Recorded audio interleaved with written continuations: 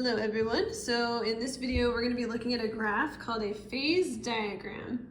And before we define triple point and critical point, I think it will make more sense if we look at our graph, label a few things on here, and then we'll come back to triple point and critical point. So a phase diagram shows us the states of matter of a substance at different temperatures. So temperature is on the y-axis, or sorry, the x-axis, and pressure. So pressure is on the y-axis. So there are kind of three sections to this graph. This big section right here that's labeled A. At any point in this section, the substance is a solid. So at point A, right here, here, the substance would be a solid at any of these pressures and temperatures. This section in the middle of these two lines is where the substance is a liquid. And then this section below, that's labeled C, is where the substance is a gas. So you can see, depending on the temperature and pressure of a substance, it can have a lot of different states at different pressures and temperatures. The lines represent the transition between the states of matter. So this line would represent the transition between solid and liquid, which would be melting or freezing, depending on which direction we're going. This curved line between liquid and gas would represent boiling or condensing, again, depending on the direction in which you are going.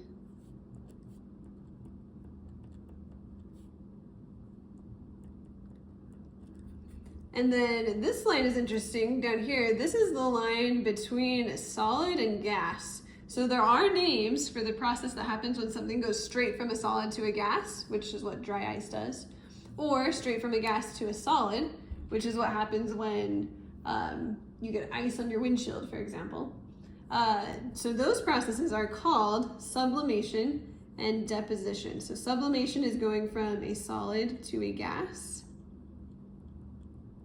and deposition is going from a gas to a solid. So you may have heard those before, you may not have. They are more common than you'd think. And then there's a couple other points here. This point is really interesting. Notice this is the point where solid, liquid, and gas all meet. This is called the triple point.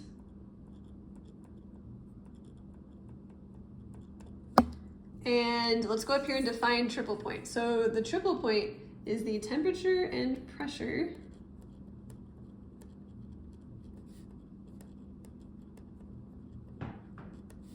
at which all three states of matter exist at the same time. And all of the processes are going on at the same time too. So you're gonna have like melting and boiling and freezing and condensing, like all of that's gonna be happening at the triple point. And you might say, wow, I've never seen that before. And it is pretty uncommon. You usually have to have a pretty low pressure for this to happen.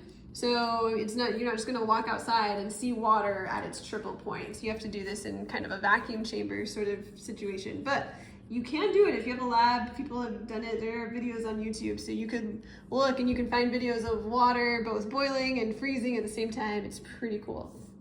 There's one more point on our graph, which is right here. This is called the critical point.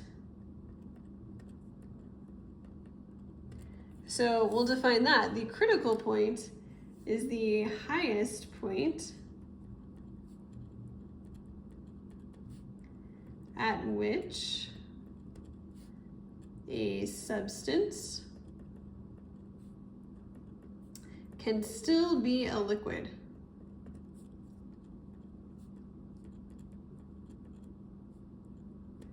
So what happens above this point, we get what is called a supercritical fluid, which has some liquid properties and some gas properties. Again, it's going to be a really high temperature, fairly high pressure situation. to get here. So not super common, but it is something that you can achieve in a lab under the right conditions. So this is pretty neat. I really like the idea of phase change diagrams. It shows you that you can do things like, for example, boil water by changing the pressure, or melt things by changing the pressure. You can obviously do that by changing the temperature as well, but this kind of shows how pressure plays into the equation. So, pretty neat.